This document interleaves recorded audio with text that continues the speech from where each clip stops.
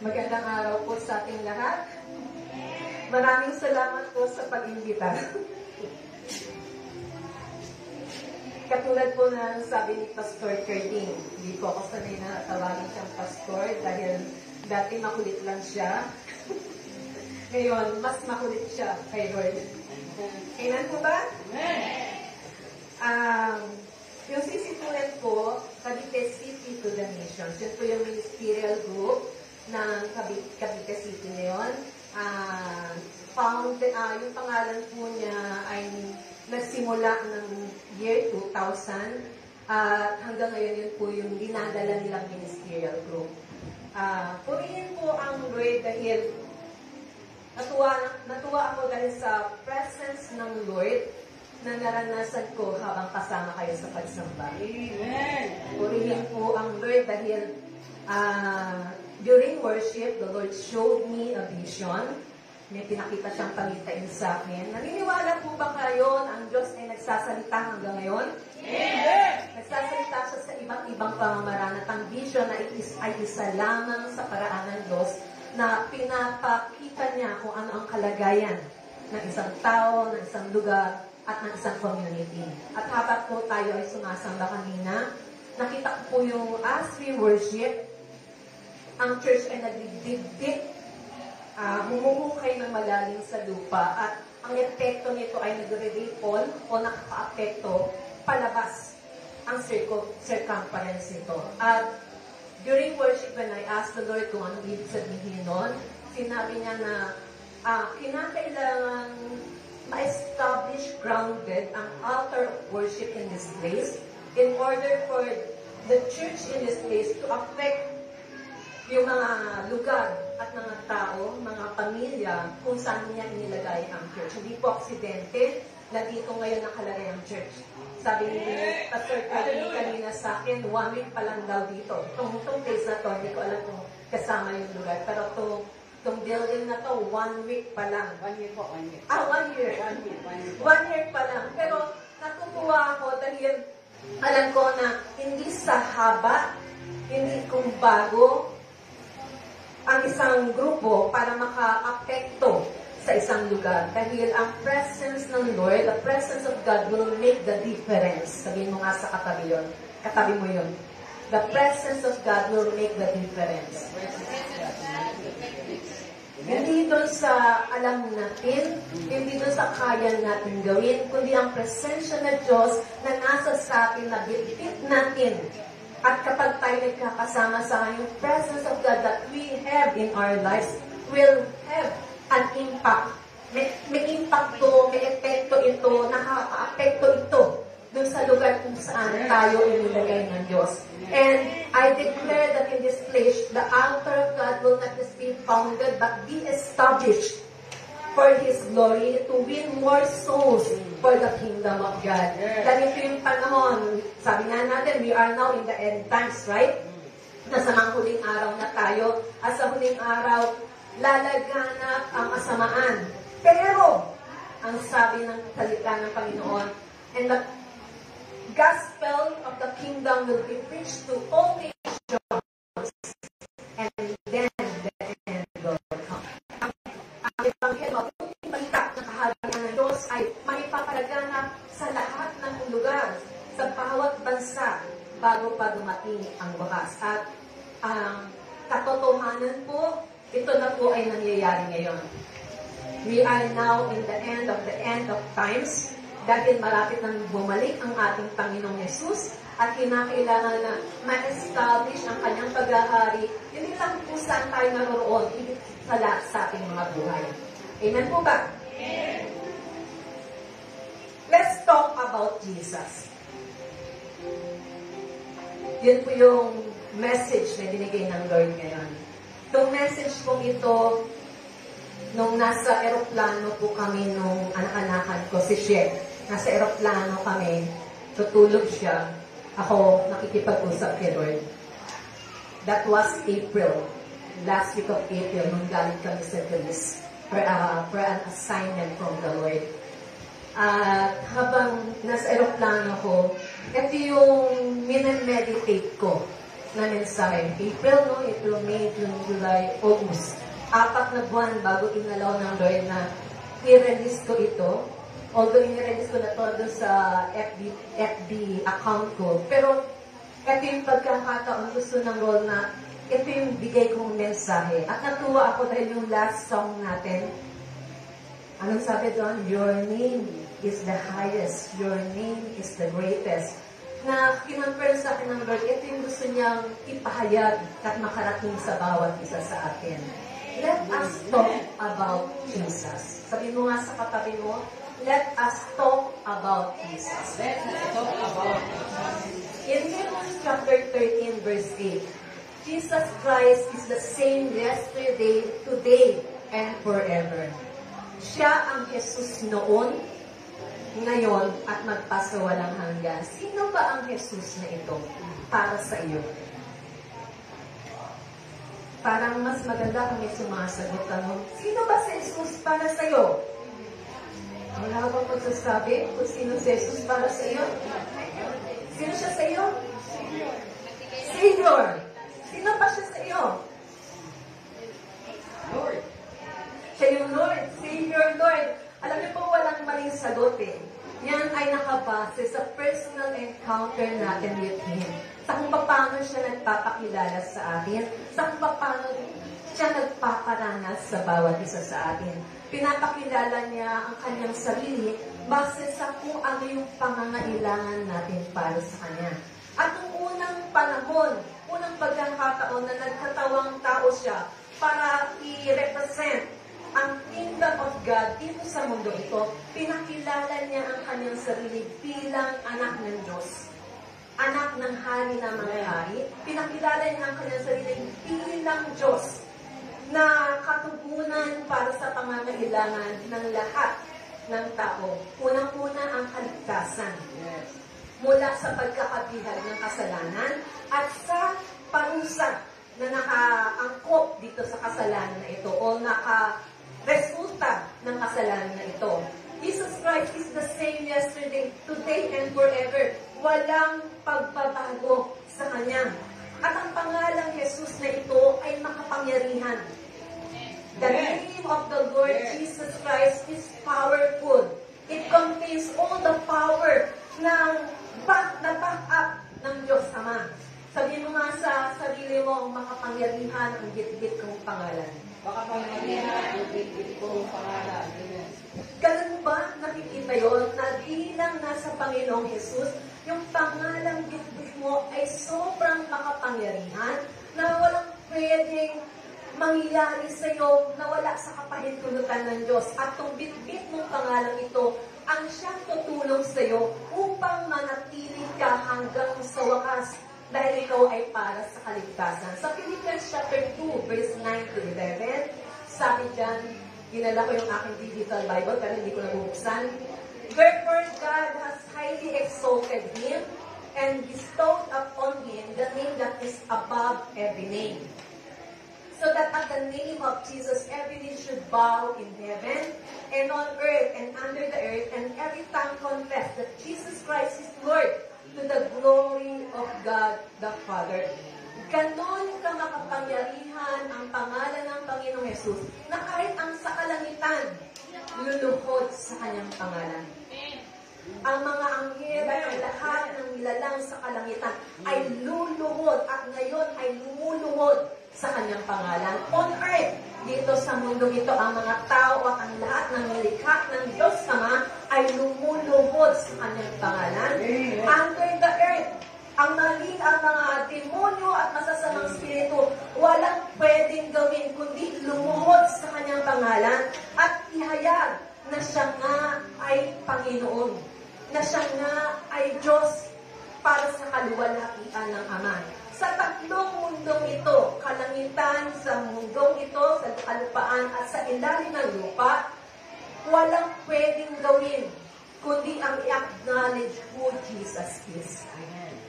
At kaya nga tayong mga tao na sinasabing kabilang na sa paghahari ng Diyos, sa kaharian ng Diyos, we should always bow down in this name.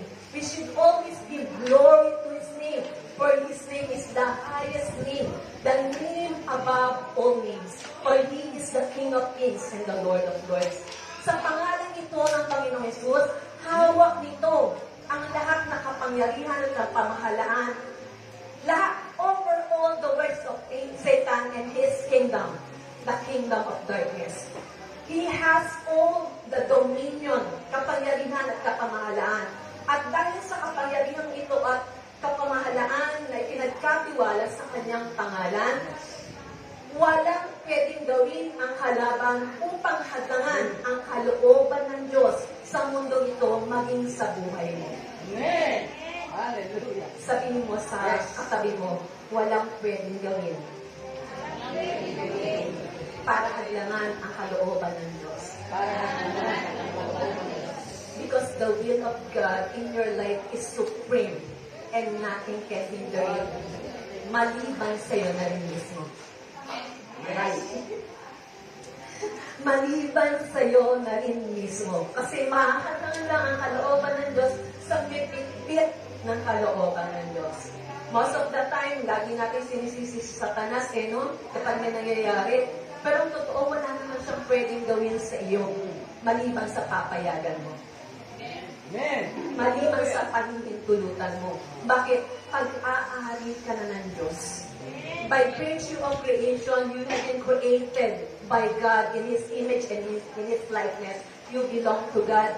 And by virtue of redemption, dahil sa ginawa ng Panginoong Yesus doon sa krus ng Kalbaryo, tinubos ka mula sa iyong mga kasalanan nang dahil sa umagos na dugo, higit sa sapat para sa iyong kaligtasan. You belong to God. Ikaw ay para sa Diyos. Walang ibang pwedeng mangingalam sa buhay mo. Walang pwedeng magmayari sa buhay mo maliban lamang sa Diyos. Dahil pinayaran niya ang hindi mo pwedeng bayaran sa iyong sarili. Pinayaran niya ang iyong kaligtasan para makabilang ka sa pamilya ng Diyos. To be included in the family of God. He as your Father, He as your King, He is as your God. Ito ang Diyos na nagpadala sa Panginoong Yesus para bigyan ka ng kaligtasan at ang buhay na ganap at kasiyasiya. Amen. Hallelujah. Ang pangalan nito ay pinagkatiwala sa atin ng Diyos. Ano ang pangalan ito? Jesus. Amen. Bit-bit mo na ang pangalan ito at pinagkatiwala ito sa iyo. Kasama ng pagkakatiwala ito are all the privileges. Lahat ng pribilehiyo. Ano bang Tagalog ng privilege? Yun ba? Privilege. Yun lang kung ginugol ko nga, hindi ko nga makita. Ano? Para gamitin ang pangalan ito para sa kaluwalhatian niya. Not for personal use, but for His glory alone. Jesus entrusted His name sa atin, and we have been given the privilege to use it for His glory. Maging si Satanas ay inutusan na irespeto ang pangalan na ito na bitbit natin. Pangalang above every other name. At ang pangalan ito ay may kapangyarihan laban sa kaharian ng kadiliman at walang pwedeng gawin ang kalaban kundi to compel, sumuko, tanggapin, at sumunod sa anumang iuutos natin sa kanyang pangalan ayon sa kalooban ng Ama. Amen. Ayon sa kalooban ng Ama. Hindi dahil sa gusto lang natin, kundi ayon sa kalooban ng Ama. Bakit sabi sa Luke 10:19, Behold, I have given you authority to tread on serpents and scorpions and all works of the enemy, and nothing shall by enemies hurt you. Walang anumang bagay ang pwedeng makapanakit sa iyo. Ito yung pagkakataon na sinend ng Panginoong Jesus ang mga taga-sunod niya. 70 people. Yes. The Lord Jesus sent them 2 by 2 at ipangaral ang kaharian ng Diyos, magpagaling ng may sakit, magpalayas ng demonyo. At nung nag-report ulit sila sa Panginoong Jesus, anong sabi ng mga alaga? Kahit ang demonyo sumusunod sa amin. Nang dahil sa pangalan ng Panginoong Jesus, anong sabi ng Panginoong Jesus? I saw Satan fall. Bumaksak mula sa kalangitan. At sa kanya ibinigay itong Luke 10:19. Behold, I have given you authority. Ang sino mang may bitbit ng pangalan ng Panginoong Jesus na na-involved or included in the kingdom of God, ito yung meron tayo. You have the authority to tread on serpents and scorpions and all works of the enemy, and nothing, ulitin ko, and nothing shall by any means hurt you. Yun yung katotohanan na dapat na alam natin bilang mga anak ng Hari, bilang mga anak ng Diyos. Na walang pwedeng makapanakit sa atin dahil bit-bit natin ang pangalan ng Panginoong Jesus. At kasama sa pangalan nito ay ang resources of heaven. Yes. Amen. Ulitin ko, sino dito ang bit-bit ang pangalan ng Panginoong Jesus? Dahil tinanggap mo si Jesus, yung ginawa niya doon sa krus ng Kalbaryo, tinanggap mo siyang tagapagligtas at Panginoon ng iyong buhay. Sino nga ulit? Bawat isa na naririto, kung hindi ka pa sigurado, mukhang kailangan mong usapin ang mga leaders ng church para makasiguro na talagang bit-bit mo ang pangalan ng Panginoong Jesus sa buhay mo. Dahil hindi ka mananatiling pumupunta sa lugar na ito na hindi totohanang mapagharian ng Diyos.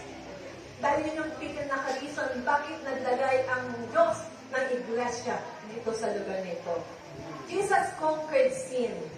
Pinagtagumpayan ng Panginoong Jesus ang kasalanan, si Satanas, ang karamdaman, ang kamatayan, ang impyerno at ang libingan. Sin, Satan, disease, death, hell, and grave. At ang paggamit natin ng pangalan ito ay nagbibigay sa atin ng biyaya para yung authority niya ay na-experience natin. We use His name by His authority. Hindi natin to gagamitin ng kung kailan lang natin gustong gamitin. In His authority, we can use His name. At sa bawat panalangin na ginagawa natin sa harapan ng Ama, He is endorsing our prayers to our God the Father when we pray in His name. Ano yung in-endorse? Binunggal ko ulit siya. Sumasang-ayon ng Panginoong Jesus habang nasa kanan siya ng trono ng Ama. Ama, naririnig mo ang panalangin ng iyong anak na iyon. Sa pangalan ko, umaayon ako sa kanyang panalangin na idulog sa iyong harapan. Hallelujah. When we pray in His name, He is talking to the Father and standing in behalf of us. Na pakinggan mo siya.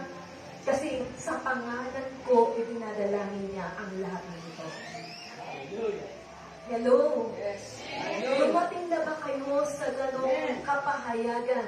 That as we pray in the name of the Lord Jesus, He is endorsing our prayer before the Father. Na hindi tayo nagsasalita sa harapan o dumadalangin sa harapan ng Ama na hindi niya naririnig. Kundi sa halip, patuloy pang pinapaalala o sinasabi ng Panginoong Jesus Ama, Ama, pakinggan mo siya o. Naririnig mo yung daing niya? Naririnig mo yung petition niya? Naririnig mo yung request niya? Naririnig mo kung ano yung dinedeclare at dinedecree niya? Na habang ginagamit ang aking pangalan, pakinggan mo siya ha? Kasi sa pangalan ko niya ginagawa yun. Amen. Mga kapatid, mga nanay, mga tatay, mga kamanggagawa sa Panginoong Jesus. That is the power of the name of Jesus. The resources of heaven is available for those who know the power that we carry because of the name of the Lord Jesus Christ.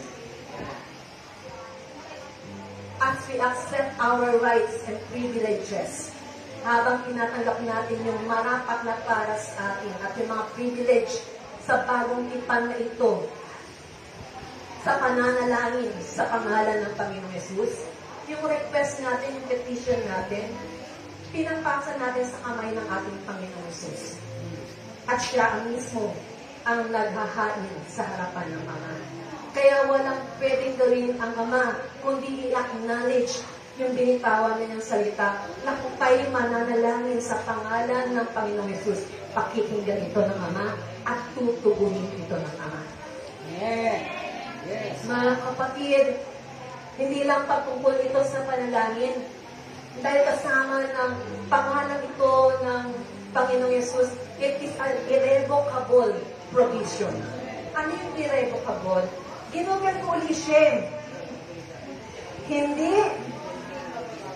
Hindi nagbabago ng epekto o kapangyarihan, hindi mawawala ang visa. Irrevocable, hindi mawawala ng saysay, hindi nababawasan ang halaga o ng kapangyarihan. Irrevocable provision sa pamamagitan ng pangalan ng Panginoong Yesus. So, sabi sa John chapter 16 verse 34, up to this time, hanggang ngayon daw, you have asked nothing in my name.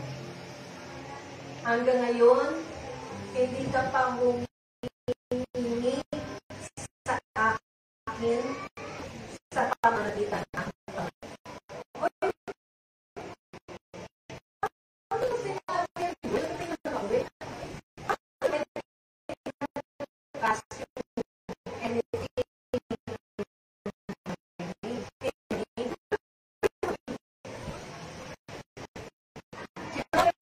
Amen. Hallelujah. Pero bakit sinabi ito ng Panginoong Jesus? Up to this time, you have asked nothing in my name. Ganun po may malalim na mahulugan ito eh. Kadalasan, lumalapit tayo sa harapan ng Diyos, we petition God, we request God. Pero when we ask in the name of Jesus Christ, we ask according to His will. Ganun tayo nakakasiguro dahil kilala natin siya, may relasyon tayo sa Kanya, na ang hinihingi natin ay ayon sa Kanyang kalooban.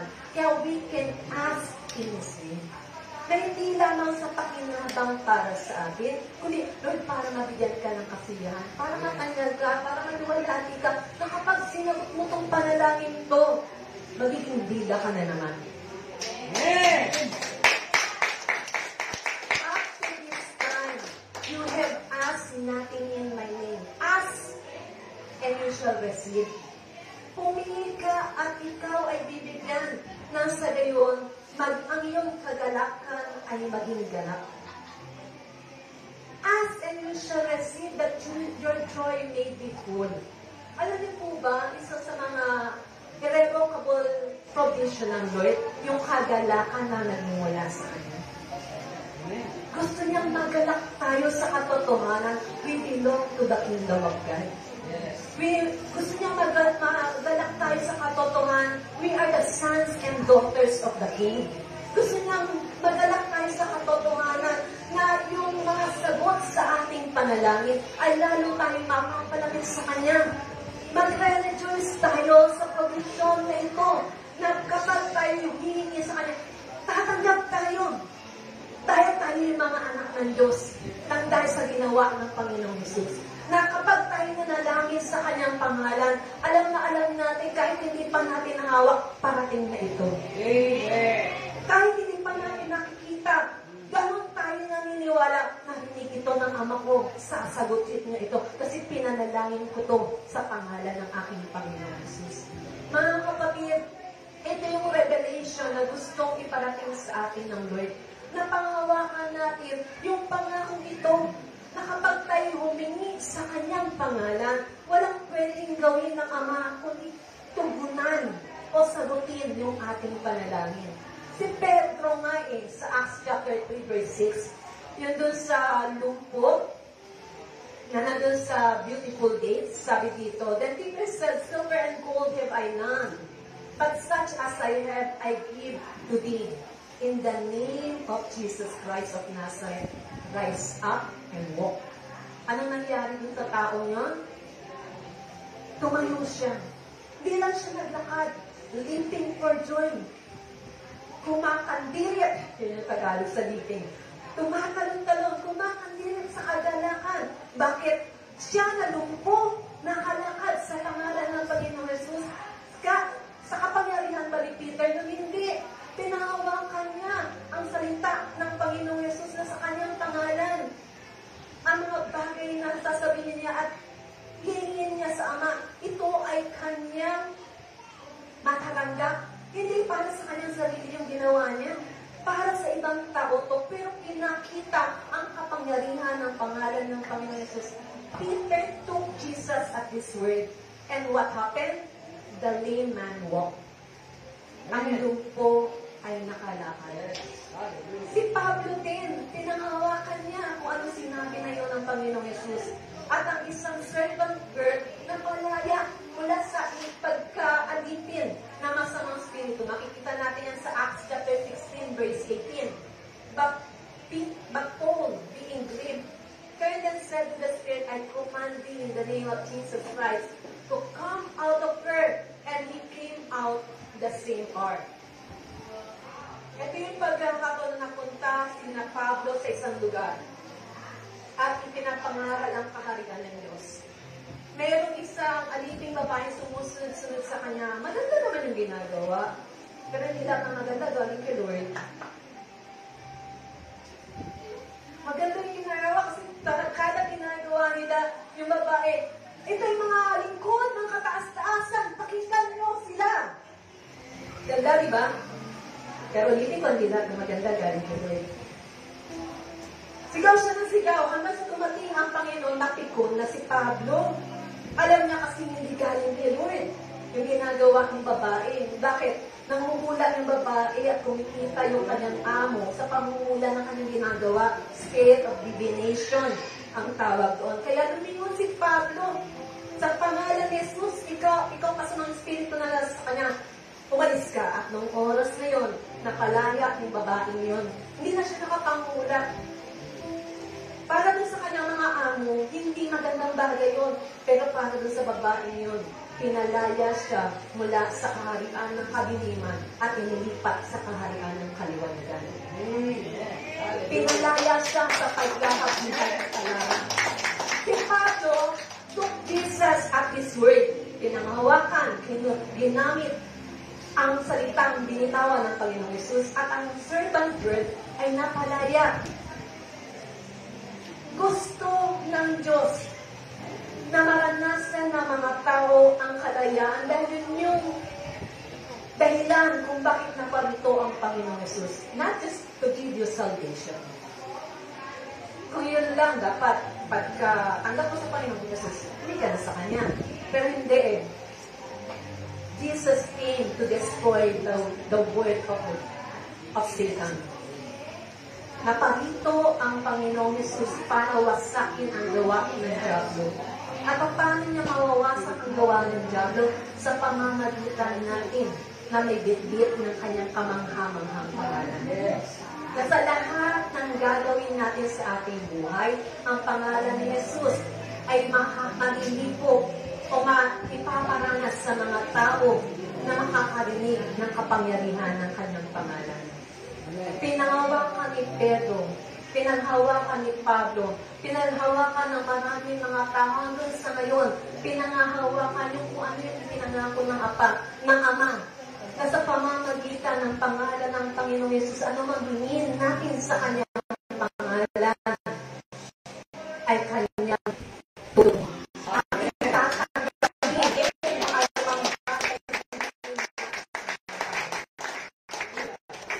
Jesus touches every days of our life. Ang lahat ng bahagi o aspeto ng ating buhay, pwedeng bukuin o gawan ng mga kamangha-manghang bagay ng ating Panginoon Jesus. Ang pangalan ng Panginoon Jesus never lost its power. Hindi nabawasan, hindi nagbago ang kapangyarihan ng pangalan ito. Pwede kang tumanggap ng kagalingan sa pangalan ng Panginoon Jesus. Yes. Ang mga tao ay pwedeng maligtas sa pangalan ng Panginoon Jesus. Ang sino ang mahawak sa pangalan ng Panginoon Jesus ay maligtas. Meron pong, natatandaan niyo po yung Yolanda?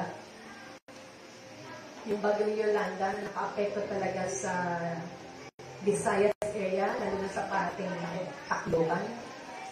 After po nung calamity na yun, nagpunta po ako kung November siguro or December ako nagpunta after nung bagyong yun. At dun sa paghihintay, nasa boarding gate na kami, naghihintay kami ng pagpasok ng aeroplano para lumipad papuntang Tacloban. Kasi magdadala po ako doon ng ready kasama ng contact na church doon. Merong isang babae doon na nandun pala siya during yung bagyong Yolanda. Katabi niya ng dagat yung kanilang bahay, pero yung buong bahay niya mula sa pundasyon na iangat at na-wash out. Siya, nagawa niyang pumalik sa puno ng nyug at tinatawag niya ang pangalan ng Panginoon Jesus. Naligtas siya. Pero, wala pa siya period. Hindi pa niya tinatanggap si Jesus bilang tagapagligtas at Panginoon ng kanyang buhay. Pero, tumawag siya sa pangalan ng Panginoon Jesus at siya ay naligtas mula sa kapanganakan.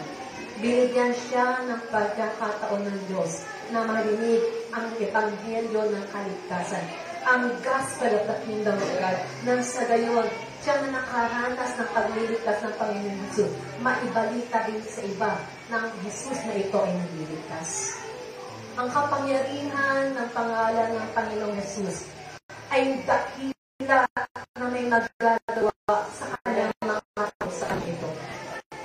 Dakila ang kapangyarihan ng pangalan ng Panginoong Jesus na may magagawa sa kanyang iglesia at sa pamamagitan ng kanyang iglesia. Ikaw na bahagi ng iglesia ng Panginoong Jesus, bitbit mo ang pangalan na ito na magiging dahilan upang ang nasa kadiliman ay mailipat patungo sa kaharian ng kaliwanagan. Mula doon sa pagkakabihag, maranasan ng kalayaan. Sa iglesia, gusto ng Panginoon Jesus na hipuin ang bawat bahagi, bawat ministeryo, bawat area ng ating paglilingkod sa Panginoon. Dahil ang pangalan ng Panginoon Jesus, kinakailangan niya nitong punuan ang bawat lugar ng ating pamumuhay, maging ng buhay paglilingkod na meron sa tayo.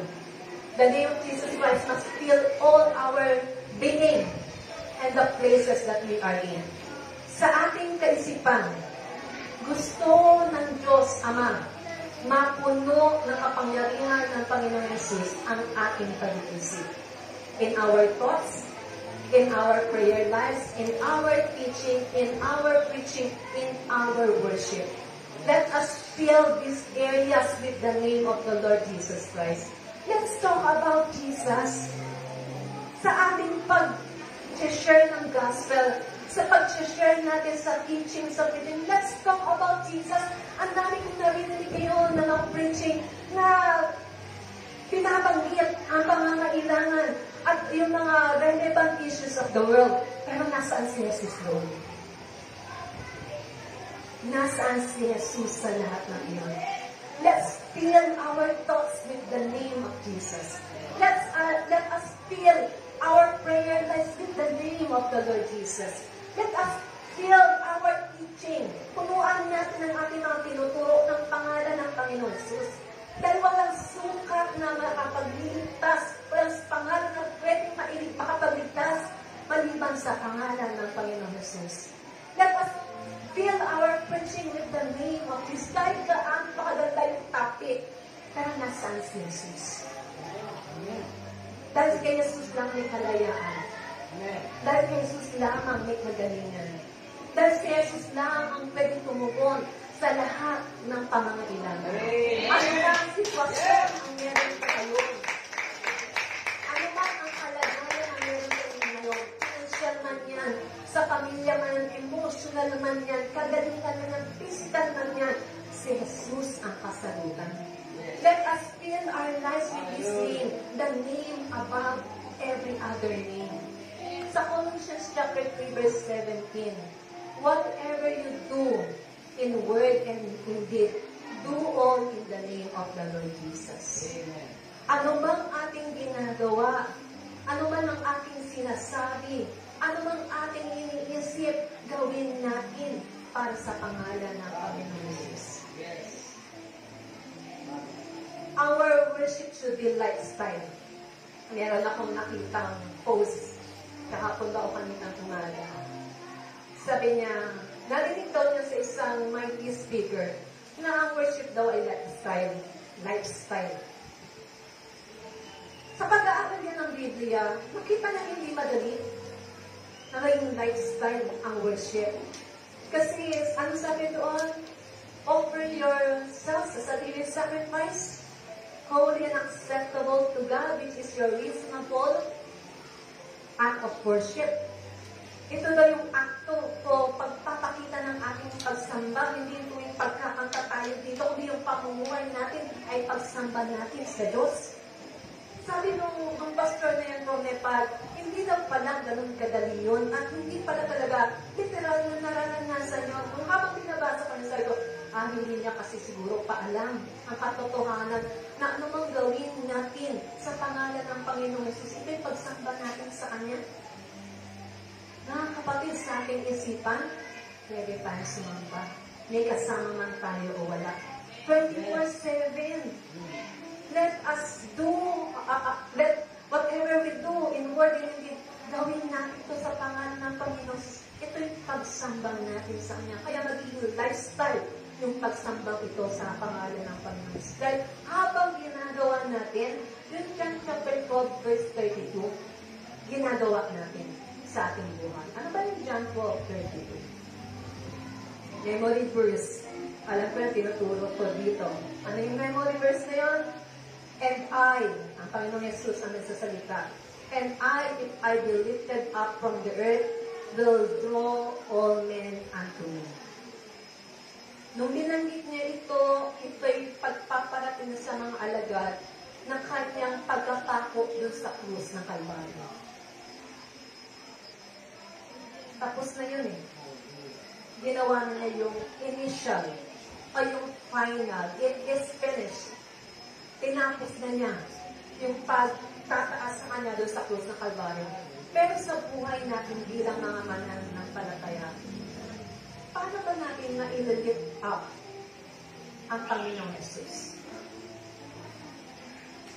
And I, if I be lifted up from the earth, will draw all men unto me. Na kapag sa buhay ko, tinatanghal ko, tinataas ko ang Panginoong Jesus, ilalapit ko ang mga tao sa akin sa pamamagitan. And if I be lifted up from the earth, will draw all men unto me. Tinapos na niya yung mission niya eh. Yung mandate niya. It's up now to us to lift up the name of Jesus. Sa lahat ng area ng buhay natin, hindi nakakakita ng kawala. Let us talk about Jesus. Let us lift Jesus higher in our lives. Hindi lang ito yung kumakanta tayo, kundi yung pamumuhay natin, maitatanghal, maipapahayag, si Jesus niya ay Diyos. Siya nga ang tagapagligtas, siya nga ay Panginoon, for the glory of Abba, our Father. Bilang mga tao ng Diyos, anak ng Diyos, may warning din ang Biblia sa paggamit ng pangalan ng Panginoong Jesus na hindi marapat. Sa Exodus chapter 20 verse 7, hindi lang po tayo New Testament believers dahil kung ano yung nasa Old Covenant, na kailangan pa rin natin i-apply. Jesus did not come to abolish the law. He came to fulfill it. Napalitong Panginoong Jesus hindi para tanggalin yung lumang tipan, kundi para tapusin o gawing ganap yung kung ano yung nasulat sa lumang tipan. Sabi sa Exodus chapter 20 verse 7, you shall not take the name of the Lord your God in vain, for the Lord will not hold him guiltless who takes his name in vain. Ulitin ko po. You shall not take the name of the Lord your God in vain, for the Lord will not hold him guiltless who takes his name in vain. Kahit na bitbit natin ang pangalan ni Jesus, kahit na dapat natin siyang pinag-uusapan, hindi natin dapat walang saysay o i-disrespect. Walang paggalang yung paggamit natin sa pangalan ng Panginoon.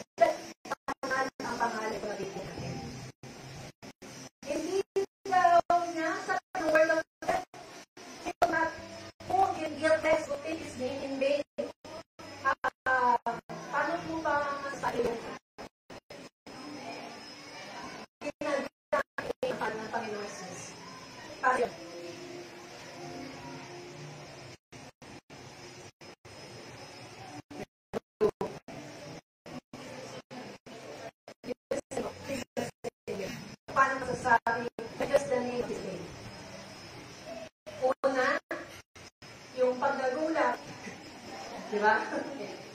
Para naging bukanan ng sabagay, hindi bad words, mas okay na yun kesa sa bad words. Ang isa pa yung gagamitin natin ang pangalan ng Panginoong Jesus on our own privilege or may personal agenda tayo. Ginagamit natin ang pangalan ng Panginoong Jesus. Sa paggamit natin ng pangalan ng Panginoong Jesus, it has reached. Meron tayo dapat kapag ginagamit natin ang pangalan ng Panginoong Jesus. Dahil ang pangalan ko na ikinataas sa lahat ng pangalan ay banal. Banal ang pangalan nito. Sa mula, Malakay chapter 3, verse 16 to 18, sabi dito, Then those who feared the Lord spoke with one another. Sila na nangangatakot sa Panginoon. May banal pangalan sa Panginoon. Nag-uusap-usap sila. The Lord paid attention and heard them. Nakukuha nito ang atensyon ng Panginoon at narinig sila.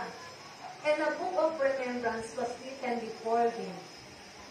Isinasulat sa aklat ng alaala kung paano nag-uusap-usap ang mga tao kung may banal na pagkatakot sa kanya.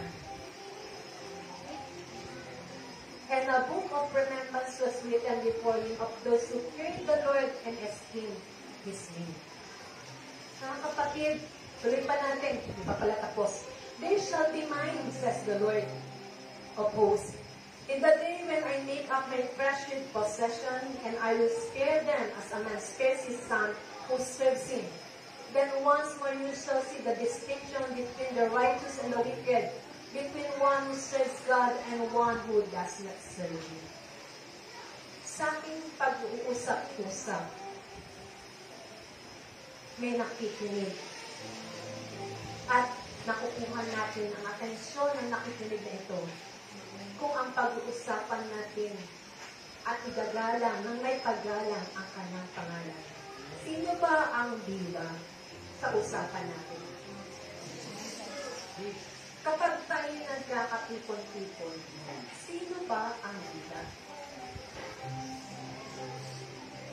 Sigurado kayo dyan. Sino ang bida? Sa panahon na to, malapit nang bumalik ang Panginoong Jesus para kuhanin ang para sa Kanya at makapiling magpasawalang hanggan. We need to lift up the name of Jesus in our circle. We need to lift up Jesus in everything that we do. Maging talk of the town again ang pangalan ito. Maging sikat uli siya. Hindi ko ano yung kalagayan natin. Sino yung dito yung nakaranas na nagkaroon ka ng problema, tapos sa lahat ng nakausap mo, problema mo ang sinasabi mo?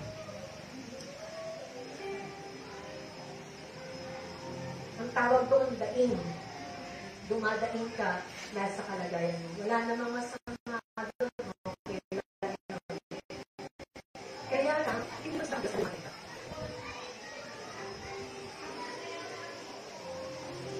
Let's talk about Jesus, even the situations, even the problems that we have.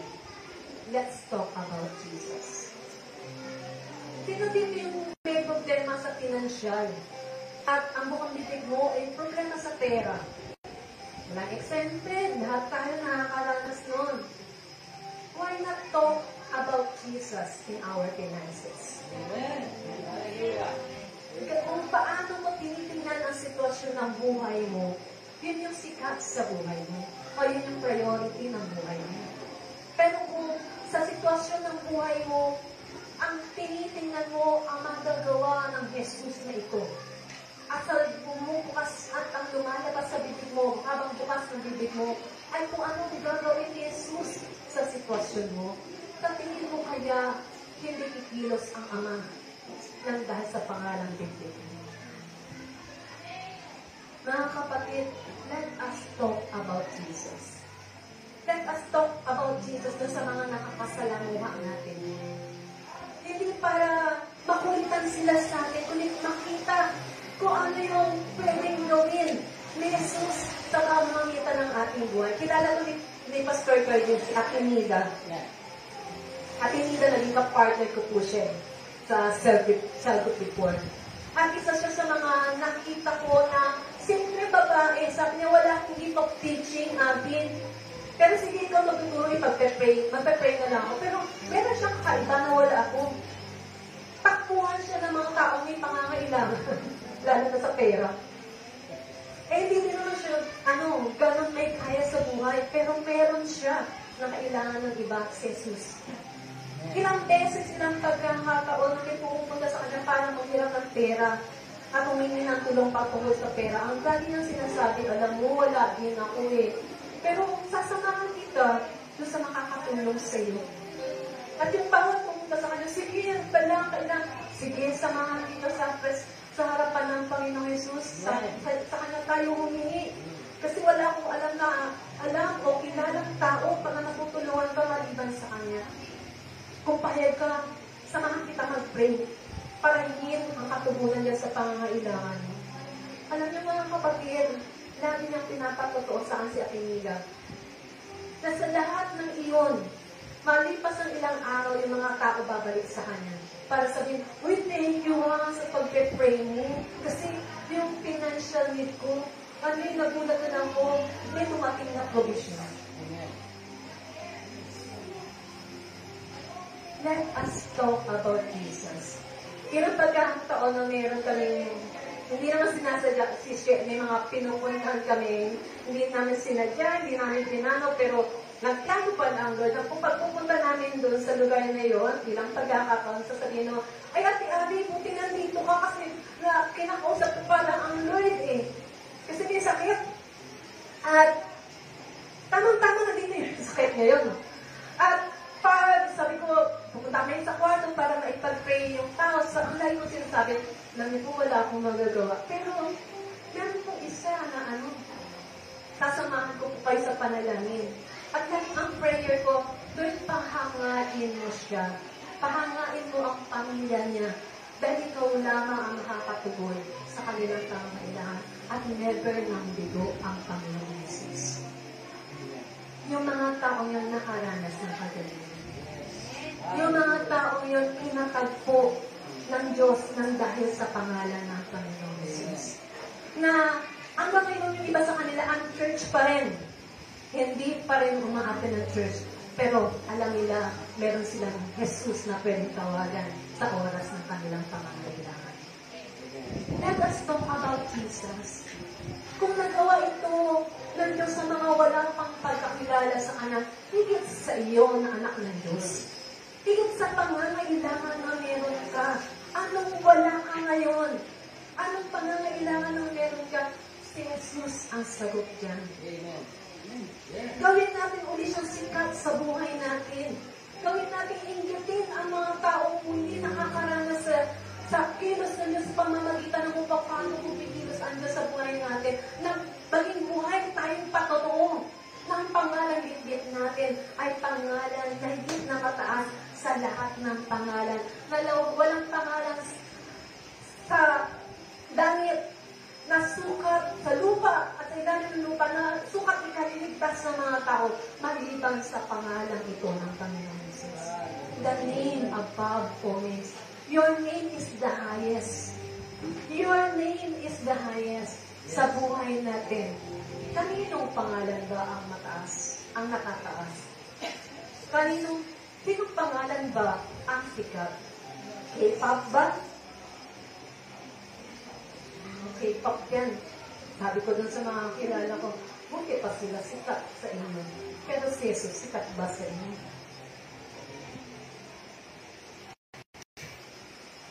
Sa church natin sikat si Jesus.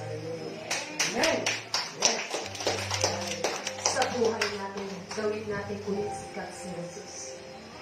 Na kahit nag-iisas tayo, yung pangalang iyon, tinatanyag natin, tinataas natin. At kung gagawin natin ito, katulad ng vision kanina during worship, makaka-apekto ito sa lugar kung saan tayo naroon. May mga pagkakataon, hindi natin kinakailangan mag-invita. People will just come. Kasi yung pangalan ni Jesus ang natataas sa lugar na ito. Dahil siya ang tinataas, ma-encounter siya ng mga tao pumunta dito. By word of mouth, sana ka sa akin doon sa church. Doon, si Jesus nagpapagaling. Doon, kapag nag-pray ka, sumasagot si Jesus. Doon, tinuturuan kami kung paano manampalataya kay Jesus. Doon, ang kaharian ng Diyos ay na-establish. Ang kaharian ng Diyos ay naisa sa pamuhay namin. Hanggang sa masabi natin, your kingdom has come and your will has been done in this church, in our lives, Lord.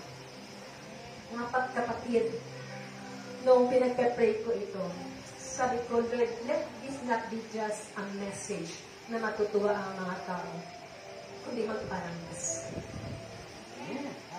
Magparanas. Na sa pangalan mo, ang may sakit ay gagaling. Ang nabibihag ng kahirapan ay lalaya. Ang nabibihag ng sitwasyon sa buhay ng gawa ng kaliliman ay nakakaranas ng kalayaan. Because the anointing of God, the presence of that Spirit of God, in-anoint ang kanyang iglesia to set the captives free. To set the captives free. To make the lame walk. To make the blind see.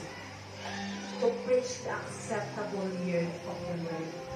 Ito yung panahon, mga kapatid, that as we live Jesus high in our lives, people will just experience katong Jesus na ito na sinasabi niya, buhay siya. Siya ang Jesus noon, ngayon at magpasawalang. Siya ang Jesus na nagpagaling noon, kaya niyang magpagaling ngayon. Siya ang Jesus na nagpalaya noon, kaya niyang magpalaya ngayon. Siya ang Jesus na sumagot ng panalangin noon, siya ang Jesus na sasagot sa panalangin. Ayaw mo tayong lahat. At lapit tayo sa harapan ng Panginoon. Let us lift the name of Jesus higher in our lives.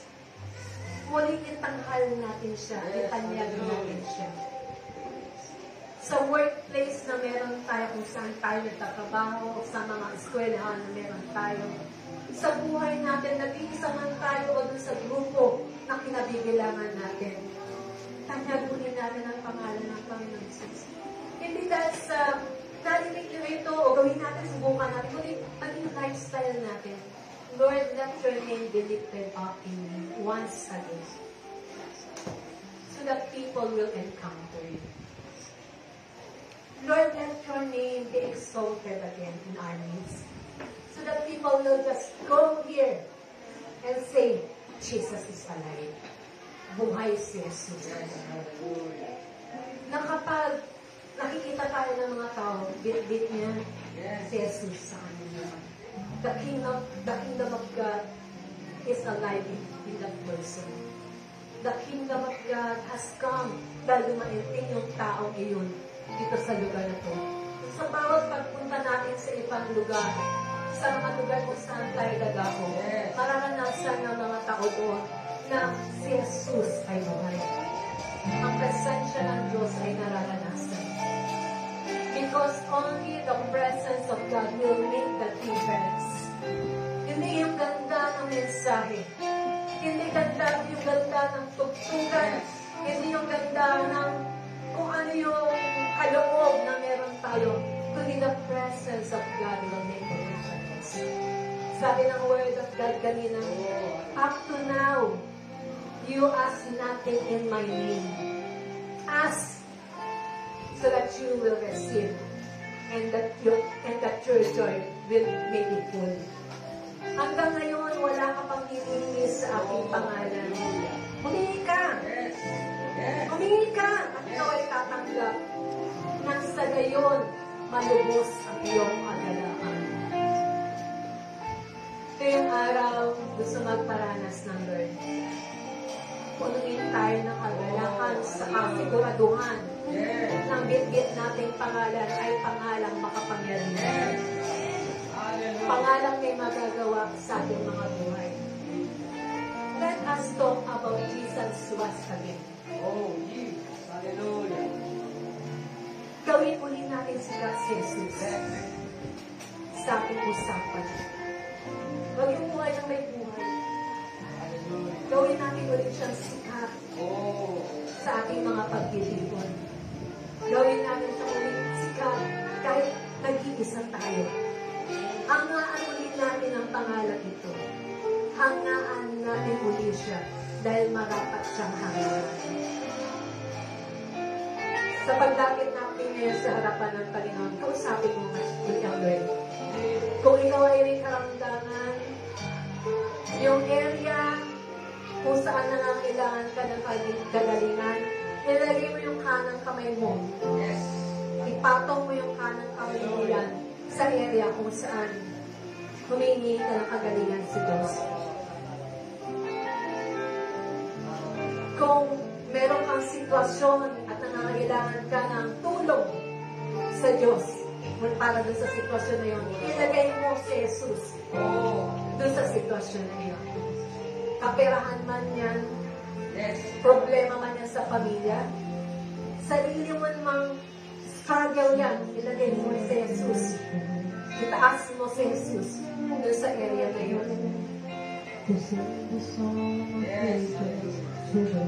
Hindi po, ikaw at si Lord.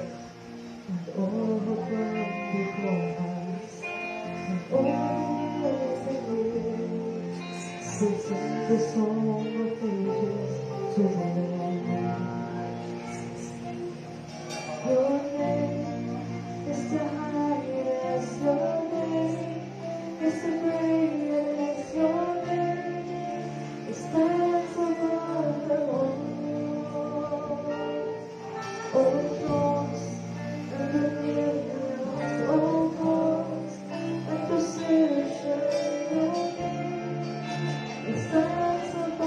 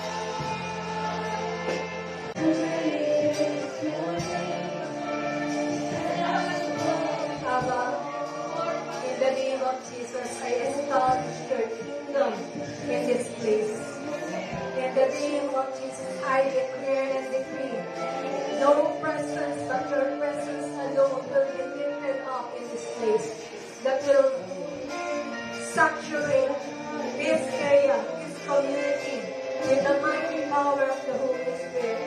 I declare right now in the lives of the people here, your name will be lifted up, so that you will go home and unto you, so that people will come to this place and declare, you are here, O God. God, you are here. Your presence is in this place. And Father, in the name of Jesus, no name will be lifted up. No name will be lifted up, but the name of Jesus alone in this place, O God. Your presence establish. Your presence saturate and expand in new territory, O God. And Father, in the name of Jesus, bestow upon our church your healing ministry, Lord. Bestow upon the church right now. Open doors for them, Lord God. Open doors for healing. Healing of people. Healing of people who have spirits open high, O Lord. Bestow upon this church expansion of your territory. Expansion of your territory. Expansion of territory. Expansion of your territory. Expansion of your territory. Your power is so God. In the neighborhood, O God, even in the subdivision, O God. Expansion of your territory, O Father God. And Father, as your people and as your church, we have the name of Jesus, the name of our Lord, O God. Let your kingdom, your righteousness, O God, display the power of your kingdom. Display the power of your kingdom.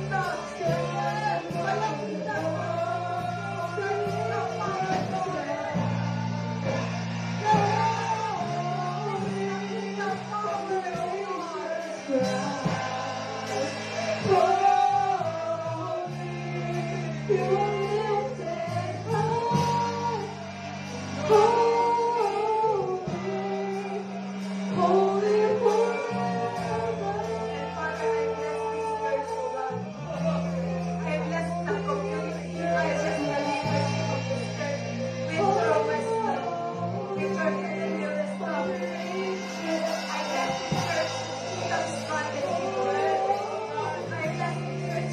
your kingdom, your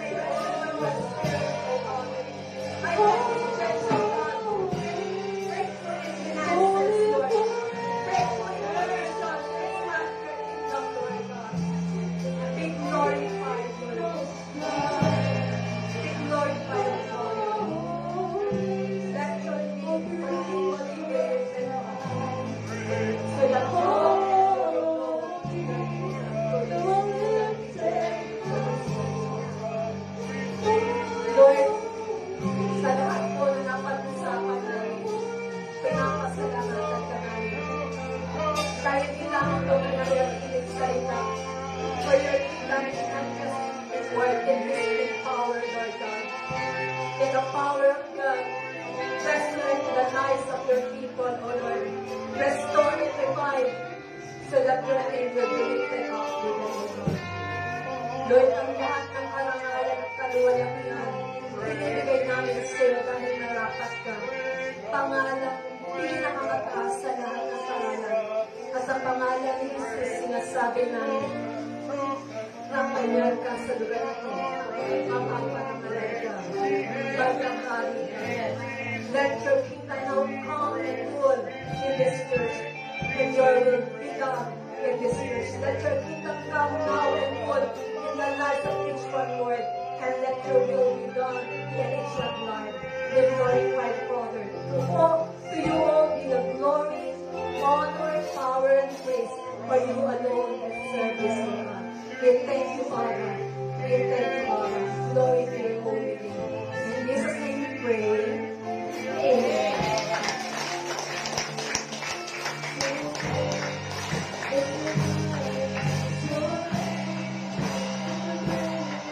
Hallelujah.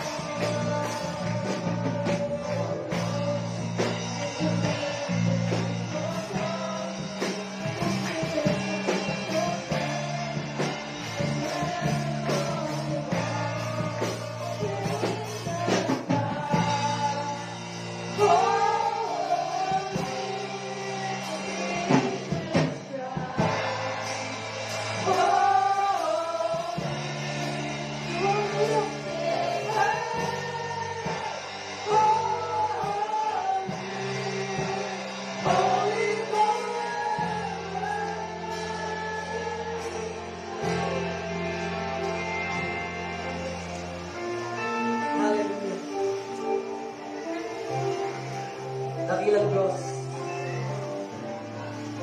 salamat sa iyong pangungusap na ginamit ko ang iyong lingkod para sa lugar nito. Marami nang tumayo sa lugar nito na ang lugar nito ay gagamitin sa kaluwalhatian mo. Salamat, Lord, sa mensahe na nagmula sa iyo na namin may taas ng pangalang Jesus sa aming mga buhay. Magkaisa sa pangalan niya, itaas ang kanyang pangalan sa lugar nito. Walang ibang may itataas kundi si Jesus. Pinupuri ka namin, Lord, pinaparangalan sa mga mensaheng noon mo pa ibinababa sa iglesia ito. Ang magkaroon ng expansion ng church nito, maabot ang mga nasa lugar nito. Bilang kanilang mga pastor, bilang kanilang pastor, na laging pinapaalala sa kanila na ibahagi ang mabuting balita ng kaligtasan mula sa ating Panginoong Jesucristo. Pinupuri ka namin, Lord, sa umagang to ng iyong pagsama sa amin at dinanakila ka namin at walang ibang mapapangalan sa lugar nito kundi ang aming Panginoong Jesus. In Jesus' name.